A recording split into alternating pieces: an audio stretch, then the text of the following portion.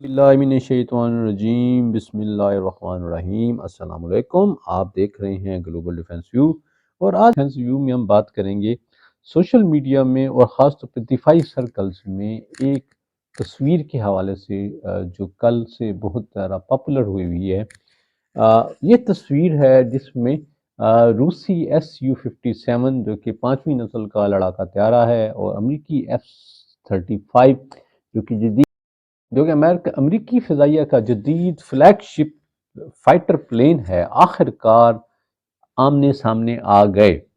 جی ہاں، یہ منظر ہے، یہ منظر کسی فضائی جنگ کا تو نہیں ہے، لیکن یہ منظر ہے یہ یلہنکا ایئر بیس پر، جہاں پر آج سے یعنی 10 فروری سے ایرو انڈیا 2025 کی شروعات ہو رہی ہے۔ یہ ایویشن اور دفاعی نمائش کے حوالے سے 15واں ایڈیشن ہے ایرو انڈیا 2025۔ یہ ایونٹ 10 سے 14 فروری تک بنگلور میں یلہنکا ایئر بیس پر جاری رہے گا۔ بنگلور وہ شہر ہے جہاں ہندوستان ایروناٹیکلز لمیٹڈ کا بھی پلانٹ واقع ہے۔ تو شروع کرتے ہیں آج کا ویلاگ، اور یہ تاریخی ایونٹ بالآخر ہو ہی گیا، کیونکہ یہ دونوں جہاز ایک دوسرے کے آمنے سامنے آنے کے لیے ہی ڈیزائن کیے گئے تھے، اور یہ ایک دوسرے کے آمنے سامنے آ بھی گئے، لیکن یہ منظر فضا میں یا کسی ڈاگ فائٹ میں نہیں تھا، بلکہ یہ منظر زمین پر تھا۔ لیکن یہ بڑا سمبولیکلی ہے، کیونکہ یہ تصویر بہت سارے منظرناموں کی نشاندہی کرتی ہے۔ تو آج کے ویلاگ میں ہم ان منظرناموں کے حوالے سے بات کرتے ہیں۔ تصویر میں تقریباً 80 فٹ کے فاصلے پر موجود دونوں لڑاکا طیاروں کو ایسے وقت میں کیپچر کیا گیا جب F-35 ابھی اترنے کے بعد Su-57 کے سامنے سے گزرتے ہوئے نمائش کے ایریے میں داخل ہو رہا تھا۔ تصویر میں واضح طور پر دیکھا جا سکتا ہے کہ Su-57 کے قریب ایک صرف یونٹ موجود ہے، جو طیارے میں کسی قسم کا بہرحال آپریشن چل رہا ہے، لیکن اس میں یہ زیادہ واضح نہیں ہو رہا کہ کیا ایکٹیویٹی ہو رہی ہے۔ لیکن یہ تفسیر جو ہے اس کو اگر ہم قریبی نظر سے دیکھیں تو یہ کافی ساری دلچسپ تفصیلات کو ظاہر کرتی ہے۔ اس تصویر سے واضح ہو رہا ہے کہ F-35 واضح طور پر لوگوں کی توجہ کا مرکز ہے۔ Su-57 کے سامنے ایون کھڑے لوگ بھی امریکی اسٹیلتھ لڑاکا طیارے کی طرف متوجہ ہیں۔ ایرو انڈیا 2025 میں روسی صیغہ Su-57 امریکی لاک ہیڈ مارٹن F-35 کی موجودگی ایرو اسپیس اور دفاعی شعبے میں جاری عالمی مسابقت کو اجاگر کرتی ہے، خاص طور پر 5ویں نسل کے ان لڑاکا طیاروں کے میدان میں۔ بنگلور میں منعقد ہونے والا یہ بین الاقوامی ایئر شو دونوں ملکوں کے لیے اپنی تکنیکی طاقت اور فوجی صلاحیتوں کا مظاہرہ کرنے کے لیے ایک اہم اسٹریٹجک پلیٹ فارم کے طور پر کام کرتا ہے، جس کا مقصد ایک اہم موڑ پر ہندوستان کی دفاعی خریداری کے فیصلوں پر اثر انداز ہونا ہے۔ سخوئی کی parent company united aircraft corporation کی بھارت کے ساتھ دفاعی تعلقات کو دوبارہ بحال کرنے اور ممکنہ طور پر گہرا کرنے کے لیے Su-57 کی نمائش کر رہی ہے، خاص طور پر ایک ایسے وقت میں بھارت جب اس تعاون سے دستبردار ہو گیا تھا۔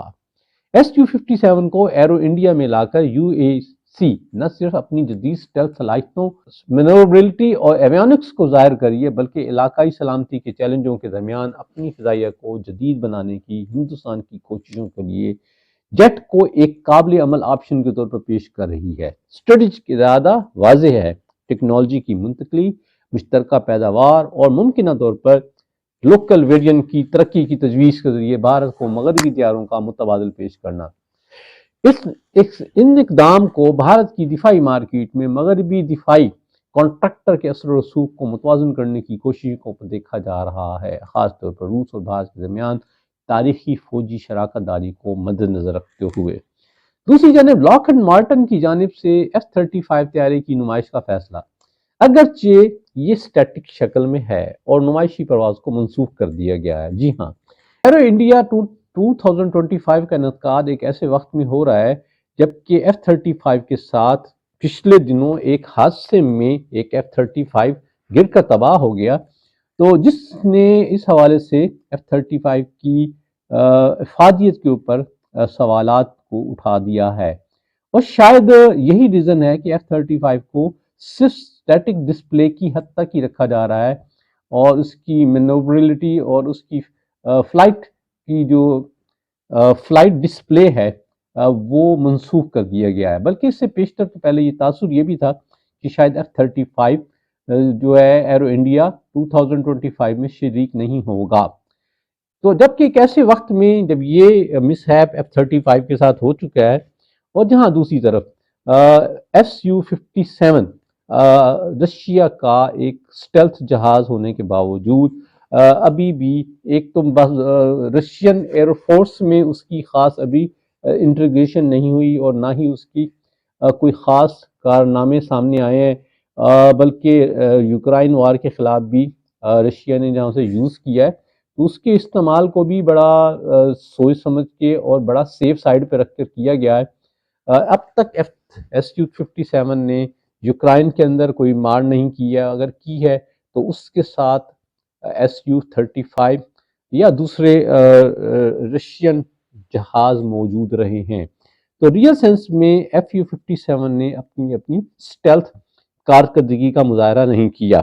اور Su-57 کے ابھی تک کوئی ایکسپورٹ آرڈر بھی نہیں ملے۔ پچھلے سال زوہائی میں ہونے والے ایئر شو میں یونائٹڈ ایرو کرافٹ کارپوریشن کے سربراہ نے،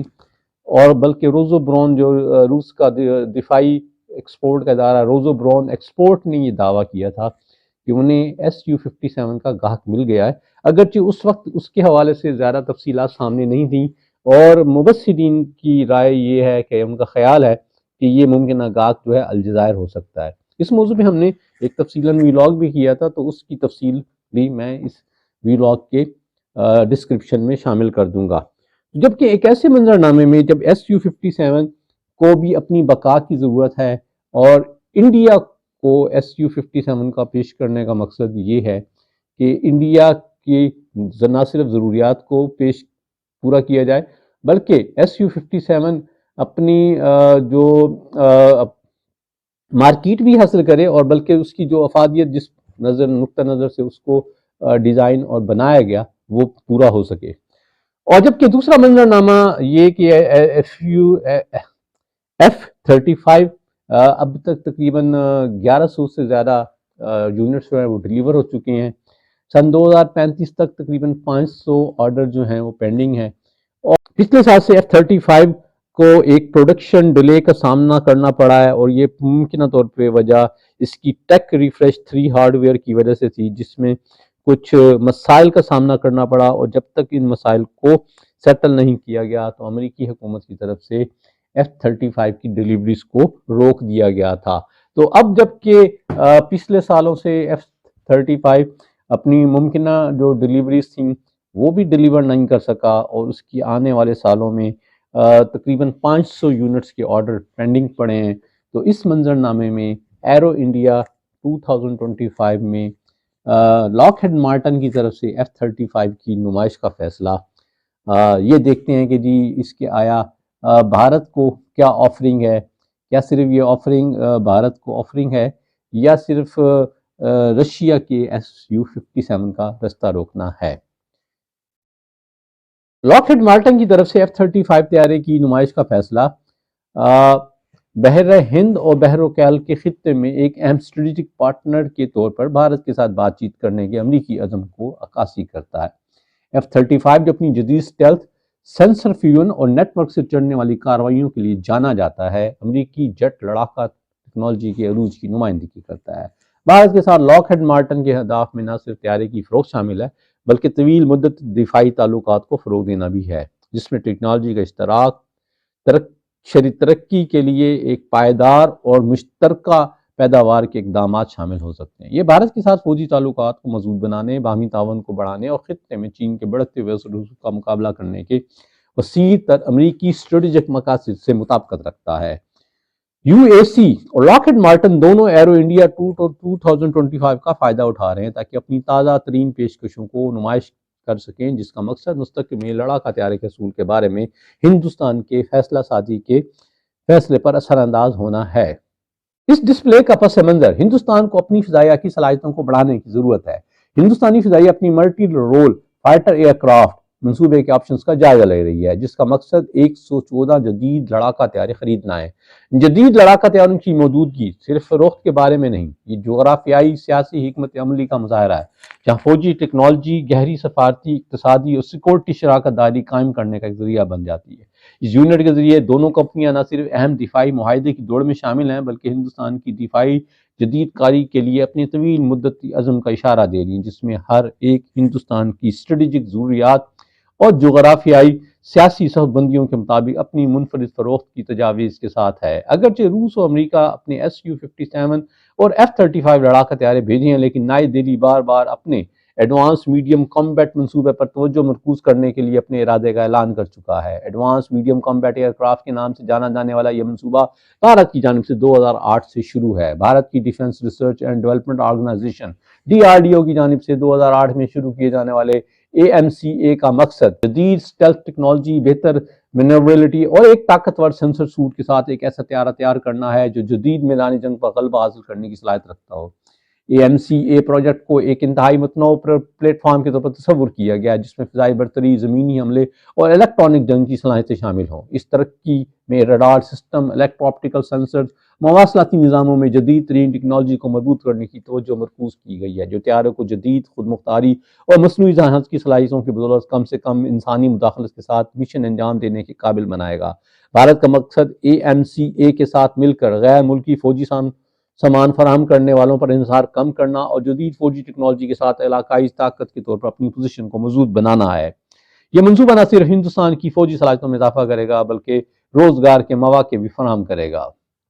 بھارتی انجینئرز اور سائنسدان طیارے کے ایئر فریم کو ڈیزائن کرنے پر پوری تندہی سے کام کر رہے ہیں، جس کا مقصد کم ریڈار کراس سیکشن فراہم کرنا ہے تاکہ اسٹیلتھ صلاحیتیں فراہم کی جا سکیں اور تنازعات میں اس کی بقا کو بہتر بنایا جا سکے۔ ڈیزائن میں AMCA کو 2 انجنوں سے لیس کرنے کا تصور کیا گیا ہے، جو دنیا کے بہترین لڑاکا طیاروں کے ساتھ مقابلہ کرنے کے مقصد سے اعلیٰ حرکیات اور رفتار فراہم کرے گا۔ اگرچہ انجنوں کے انتخاب پر بھی بات چیت جاری ہے، لیکن ہندوستانی حکام غیر ملکی ٹیکنالوجیوں اور مشترکہ پیداوار یا مستقبل میں اپنا انجن بنا تیار کرنے کے امکانات دونوں پر غور کر رہے ہیں۔ AMCA پروجیکٹ میں بین الاقوامی تعاون کے پہلو بھی شامل ہیں، کیونکہ ہندوستان ڈیزائن اور پیداوار کے عمل کو تیز کرنے کے لیے ٹیکنالوجی کی منتقلی اور مشترکہ ترقی کے لیے شراکت داری چاہتا ہے۔ یہ تعاون کلیدی ٹیکنالوجیوں پر کنٹرول برقرار رکھتے ہوئے ہندوستانی لڑاکا طیاروں کی مینوفیکچرنگ میں بہترین عالمی طریقوں اور ٹیکنالوجیوں کے انٹیگریشن کا باعث بن سکتا ہے۔ توقع ہے کہ AMCA کا پہلا پروٹوٹائپ 2030 کی دہائی کے وسط تک فلائٹ ٹیسٹنگ کے لیے تیار ہو جائے گا، جس میں دہائی کے آخر تک پہلے آپریشنل یونٹس کو سروس میں داخل ہونے کا منصوبہ ہے۔ یہ ہندوستانی فضائیہ کے مستقبل میں ایک طویل مدتی سرمایہ کاری ہے، خطے میں خود کو ایک اہم فوجی طاقت کے طور پر قائم کرنے اور اہم فوجی ٹیکنالوجیوں کے لیے بیرونی سپلائرز پر انحصار کم کرنے کے لیے ہندوستان کے عزم کو ظاہر کرتی ہے۔ یہ تھا جی آج کا ویلاگ، امید ہے آپ کو پسند آئے گا۔ خوش رہیں، آباد رہیں، السلام علیکم۔